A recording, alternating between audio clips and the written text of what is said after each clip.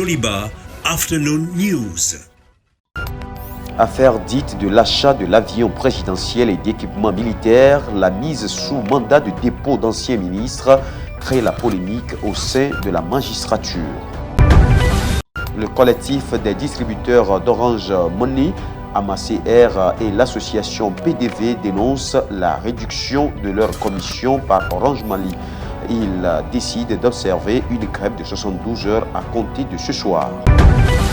À l'international, États-Unis, la Louisiane face aux dégâts de l'ouragan Ida. Mesdames et messieurs, bienvenue au journal sur Joliba TV News. Réunion ce lundi des leaders de toutes les confessions religieuses du Mali à Bamako. Dans une déclaration rendue publique, ils ont appelé à un sursaut national et à un changement de comportement. Ils ont aussi exhorté les populations à une mobilisation pour la paix et la stabilité. Cette sortie des leaders religieux intervient au moment où la classe politique est plutôt divisée sur la marche à suivre pour la réussite de la transition.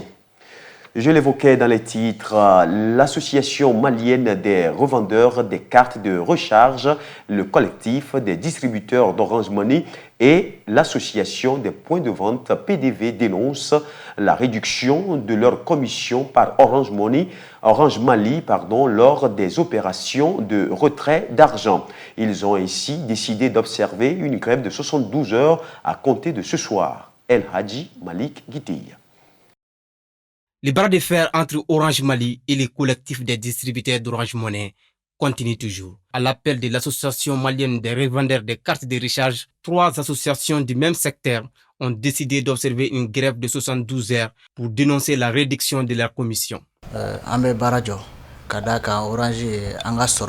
Nous arrêtons de travailler car Orange vient de réduire notre commission sans nous avertir. Nous ne sommes pas d'accord avec cette décision. De 0,35%, ils ont réduit notre commission à 0,25%, soit une réduction de 10%. Cet énième préavis de grève fait suite à l'échec des négociations entre les deux parties depuis le préavis du mois dernier. Ama satisfait parce que Orange Masteroko Ama. Nous ne sommes pas satisfaits des négociations car les masters d'Orange nous ont dit qu'Orange Mali vient de faire un financement. Donc, ils nous demandent d'attendre d'ici 3 mois le retour sur investissement d'Orange Mali pour pouvoir gagner notre commission.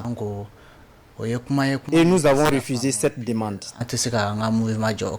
En outre, ces 3 associations dénoncent les maigres commissions du Mali comparativement aux autres pays de la sous-région. Le frais de retrait de 100 000 francs CFA au Sénégal est fixé à 700 francs CFA, 50 000 francs à 450 francs CFA.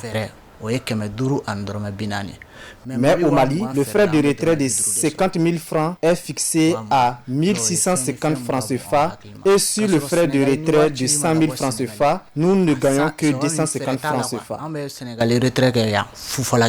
Selon le rapport trimestriel d'analyse des données télécom TIC, Orange Mali dispose de 90 000 points de vente Orange Money. Cette plateforme de transaction mobile monnaie enregistre le plus grand nombre de comptes dans notre pays avec 8 90 243 clients. Des chiffres qui démontrent le monopole du marché par la multinationale française qui détenait 77% du marché malien au 2e trimestre de l'année dernière.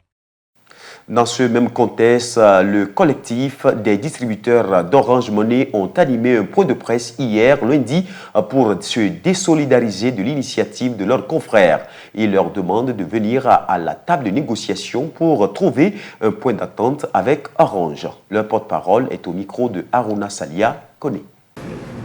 Nous sommes là aujourd'hui pour rassurer la population malienne de Kaï à Kidal sur le mot d'ordre de grève que mon collègue vient d'expliquer tout de suite.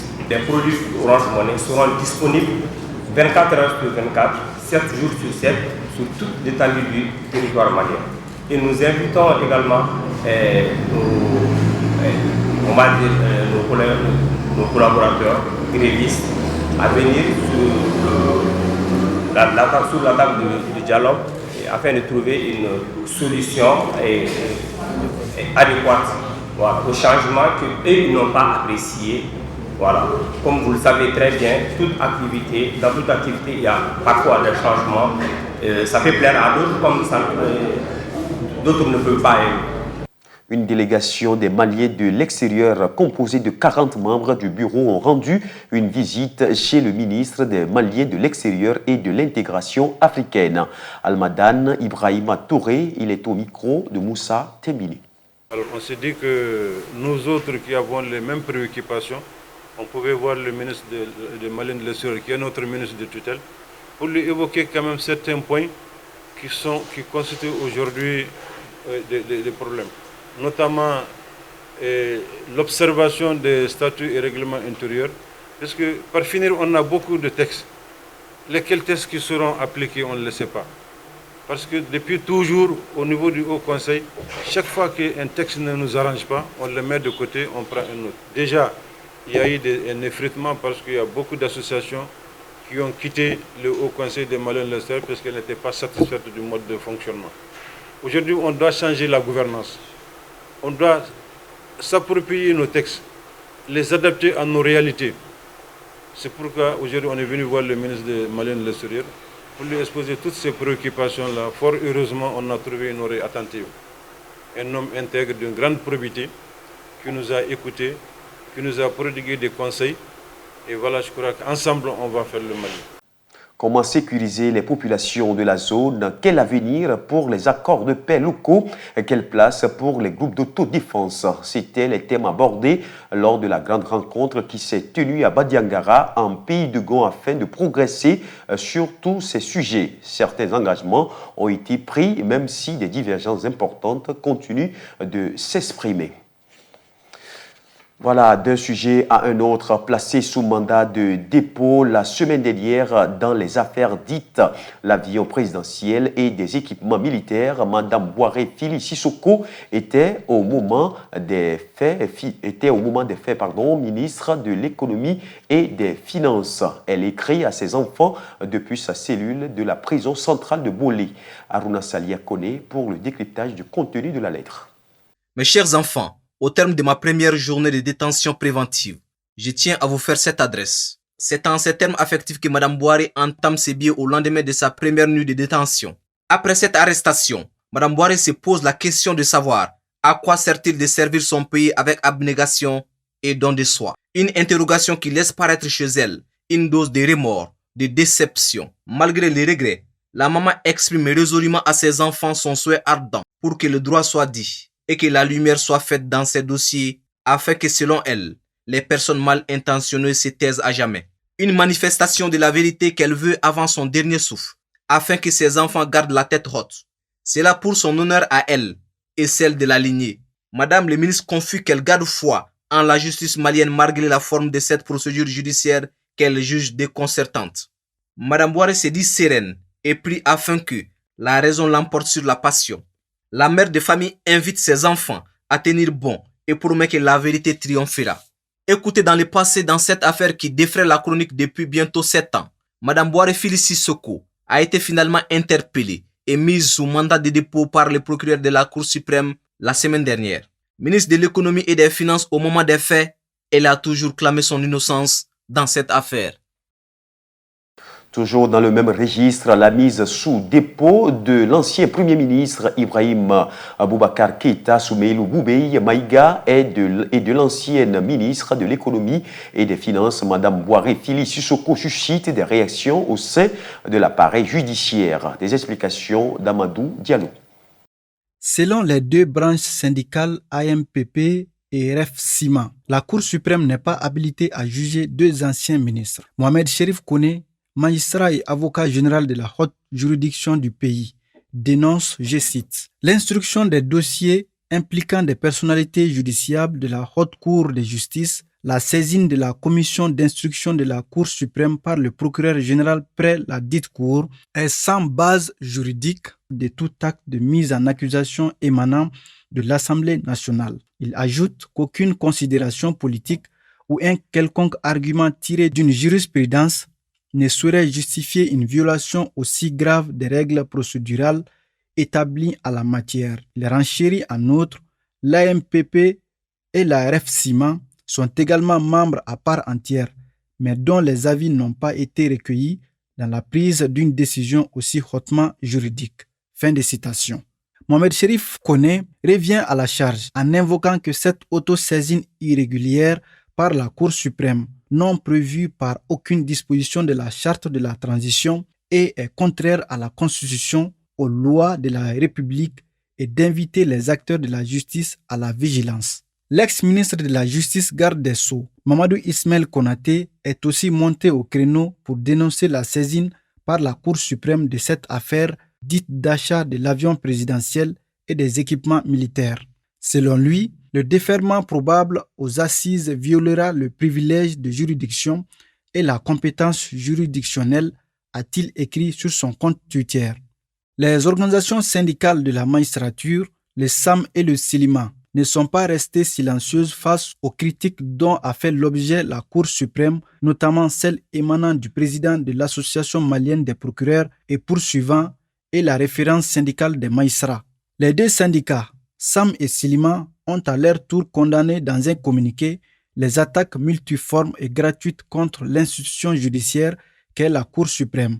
SAM et CILIMA précisent que la Cour suprême animée de magistrats n'a fait qu'une saine et judicieuse application de la loi et de poursuivre, que nul n'est au-dessus de la loi et que la justice entend en toute responsabilité, indépendance et objectivité poursuivre le combat contre l'impunité au Mali. Pour rappel, le procureur général près la Cour suprême, Mamadou Timbo, a fait une sortie le 24 août dernier pour expliquer, je cite, qu'en l'absence de l'Assemblée nationale et de la Haute Cour de justice non encore fonctionnelle dans le contexte actuel et pour éviter que les crimes commis ne soient couverts par le délai de prescription de 10 ans, les mises en cause comparaîtront devant la cour d'assises en vertu d'une jurisprudence remontant aux années 1980. Entre les deux tendances, qui a raison, qui a tort, les sujets alimentent les discussions. À présent, l'image du jour consacrée aux palmes d'Oumeira. Palme d'Oumeira est un archipel artificiel des Émirats arabes unis baigné dans le golfe Persique. Il a la forme d'un palmier constitué d'un tronc et 16 palmes entourées d'un croissant de 11 km de long qui délimite le lagon. L'archipel fait environ 5 km de diamètre. Son maître d'œuvre est Nakil Propatis. Palme d'Oumeira est le plus petit des 3 palmiers des palmes islandaises. Il est situé au niveau du quartier de Doumeira qui compte déjà l'hôtel Bouj Al-Arab, l'hôtel Doumeira Beach et l'hôtel Atlantis de Palme. Il est conçu principalement pour l'habitat privé et touristique. Le tronc qui mesure 2 km de long est relié au continent par le Gateway Bridge. Il accueille un monorail en son centre ainsi que des voies rapides sur les côtés. Il devait aussi être traversé par un réseau de canaux sur toute sa longueur, mais celui-ci n'a pas été mis en œuvre. Sur son côté est se trouveront 2500 appartements, tandis que le côté ouest abritera 25 hôtels, des commerces et restaurants. Dans les 16 palmes se trouvent 1350 villas privées de luxe de 3 types, Signature Villa, Garden Homes et Canal Cove Town Homes, abritant 8000 habitants. À présent, l'actualité internationale avec Fanta Diarra. La forêt marécageuse de Hazoun, dans le sud du Bénin, l'une des dernières forêts à être traversée par un cours d'eau, abrite une flore et une faune remarquables. Mais elle est aujourd'hui menacée à la fois par le braconnage et la surexploitation forestière. C'est une immense forêt dans le sud du Bénin où les arbres ont les pieds dans l'eau. Une forêt marécageuse, dernière du genre dans le pays, est aujourd'hui menacée. Là, on entend le cri du calao longiband. Donc le calao, ce sont les oiseaux de grande taille avec un grand bec. Donc c'est un peu le cousin africain du toucan. Et donc ce sont des espèces qui sont un peu omnivores. Elles vont manger des insectes, aussi des fruits.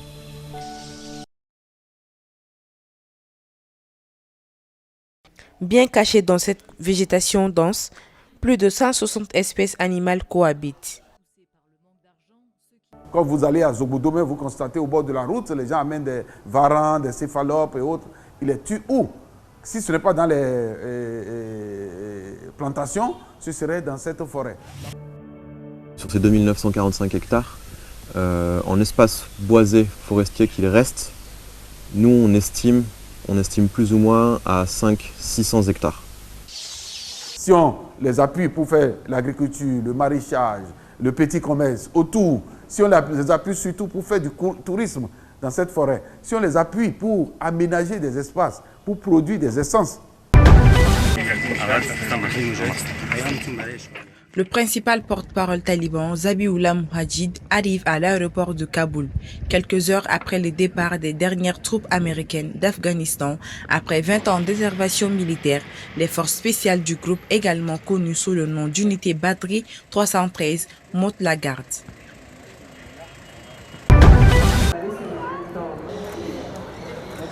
À l'occasion de la Journée internationale des personnes disparues, une rue de Buenos Aires a été rebaptisée.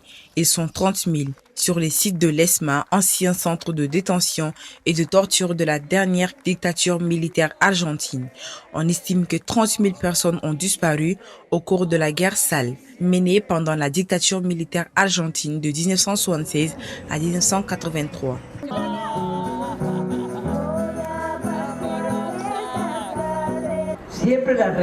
Nous nous souvenons toujours d'eux, mais aujourd'hui en particulier, et surtout de nos chers 30 000, parce qu'ils sont 30 000.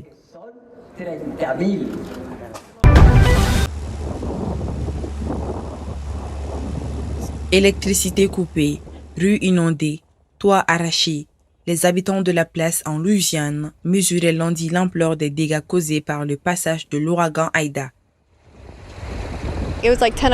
C'était aux environs de 22 heures et tout d'un coup, l'eau s'est engouffrée dans la maison, alors on a paniqué.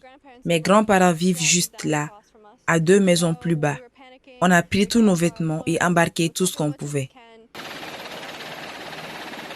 On a juste commencé à récupérer des petites choses par-ci par-là, mais je suis content qu'on s'en soit sorti, vous savez. Les choses matérielles m'importent peu. Je sais qu'il faudra du temps pour le réparer, mais ça fait mal et de voir mes enfants effrayés comme s'ils l'étaient hier soir. J'aurais vraiment aimé partir et ne pas avoir à vivre ça. C'était horrible. Un mot de sport dans cette édition. Après la démission d'Alain Giresse, la Fédération malienne de football FEMAFOOT a choisi le directeur technique national d'ETN Mohamed Magasuba comme entraîneur national. Une grande expertise. Qui est Mohamed Magasuba? Élément de réponse avec Tolo Amadou.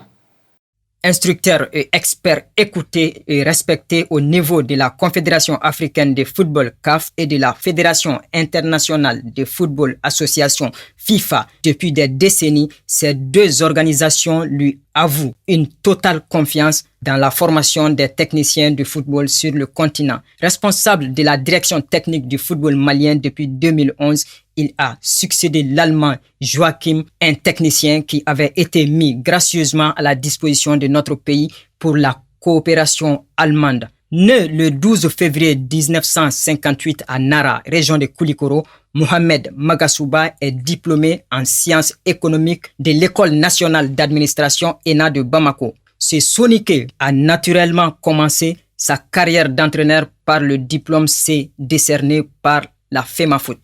À force de travailler, il obtiendra par la suite le certificat de 2e degré de football de la Fédération internationale de football FIFA et du Comité international olympique CIO.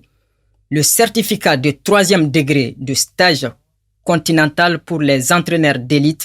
À son actif également un certificat d'entraîneur de football 3e degré de la Fédération française de football et des stages de formation et des recyclages effectués dans de nombreux pays, notamment en Italie, Turquie, Maroc, Belgique, Afrique du Sud, France, Cameroun, j'en passe. Passionné et dévoué, Magasuba a fait ses débuts sur le banc en 1980 avec l'association sportive de l'Hippodrome. Et depuis, la vie de ce technicien affable et humble rime avec le sport roi en Afrique et dans le monde. Le plus bel exploit de Mohamed Magasuba reste le trophée de la défunte Coupe des Coupes d'Afrique qu'il a remporté en 1994 avec Daring Club Motema Pembe du RD Congo ex-Zaïre. C'est d'ailleurs dans ce pays que notre ami coach a réellement débuté sa carrière d'entraîneur de haut niveau. En effet, avant de prendre la direction technique de Daring Club Motema Pembe, le prodige de Nara avait d'abord dirigé Steel Star, Saint-Élu Lupopo et l'AS Vita Club en 1996. Âgé de 61 ans aujourd'hui, tout porte à croire que cette CAN 2021 serait la bonne pour Magasuba et les Aigles du Mali. À noter que Mohamed Magasuba est sélectionneur national des Aigles du Mali depuis octobre 2019. Les hommes valeureux sont nombreux dans le monde sportif malien. Mohamed Magasuba en est un. Fin de cette édition. Merci à vous de l'avoir suivi. Très bonne suite de nos programmes sur Joliba TV News. Dans un instant, la météo, l'information reste en continu sur Joliba TV News.